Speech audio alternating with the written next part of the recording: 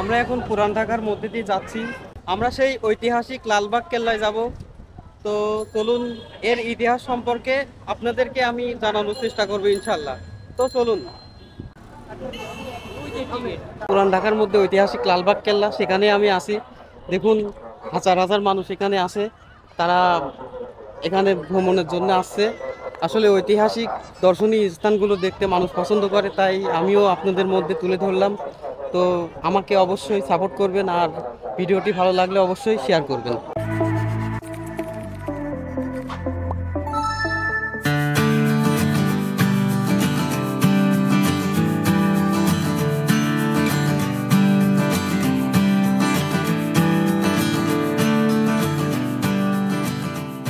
লালবাগ কেল্লা, কেল্লা আরঙ্গবাদ ঢাকার দক্ষিণ পশ্চিমাঞ্চলে বুড়িগঙ্গা নদীর তীরে অবস্থিত এটি অসমাপ্ত মোগল দুর্গ। এটির নির্মাণ কাজ শুরু হয়েছিল ১৬৭৮ সালে মোগল সুবেদার মোহাম্মদ আজম শাহ কর্তৃক। তিনি ছিলেন সম্রাট আওরঙ্গজেবের পুত্র এবং তিনি পরবর্তীতে নিজেও সম্রাট পদপ্রাপ্ত হয়েছিলেন, কিন্তু পরে তিনি দিল্লিতে চলে যান।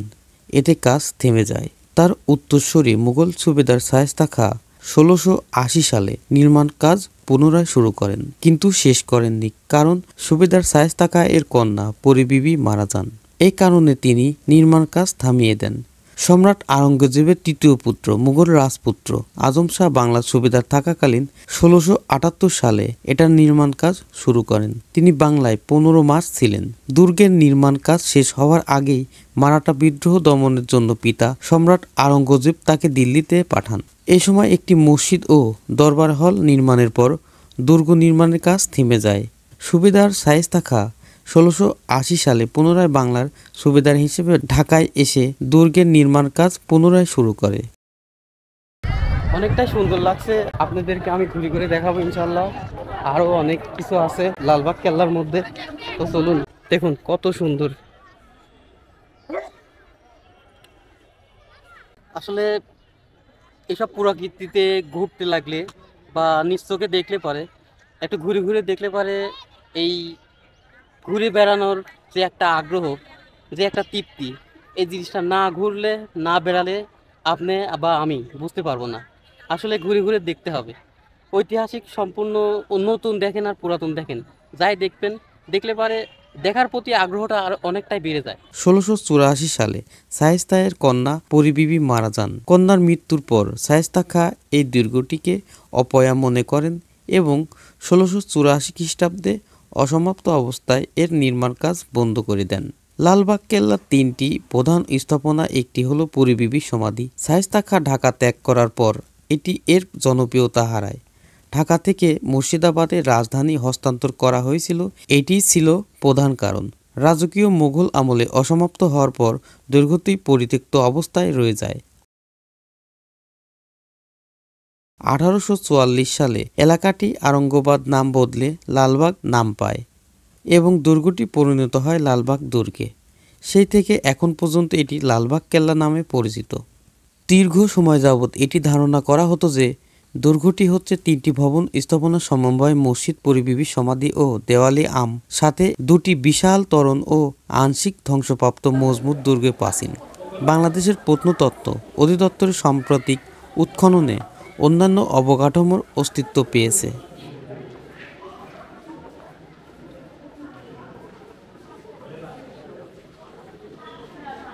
লালবাগ কেল্লার তিনটি স্থাপনার মধ্যে অন্যতম এটি।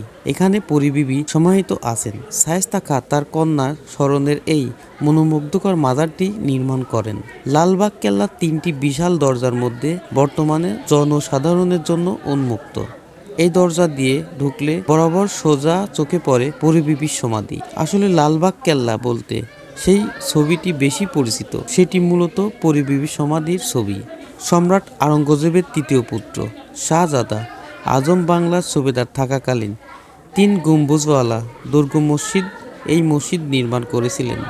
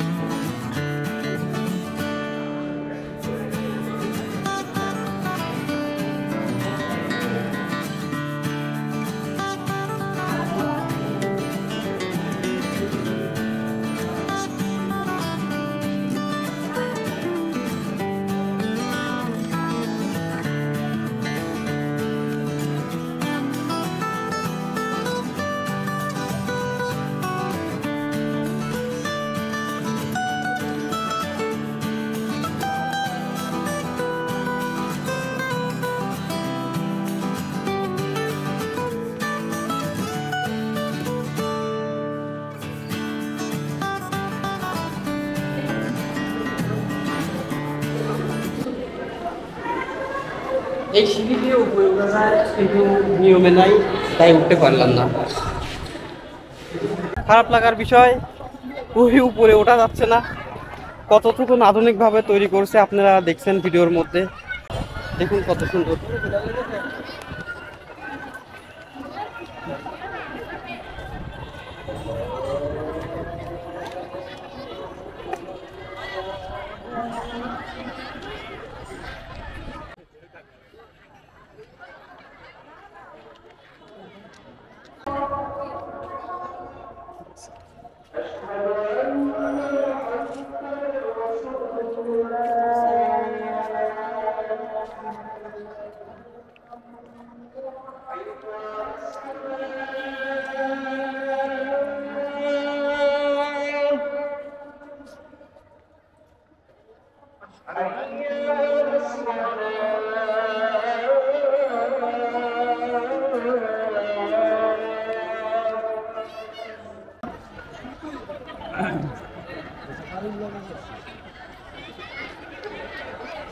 কত শত মানুষ, শুধু মানুষ আর মানুষ, চারিদিকে যেদিকে তাকাবেন সেদিকে হাজার হাজার মানুষ।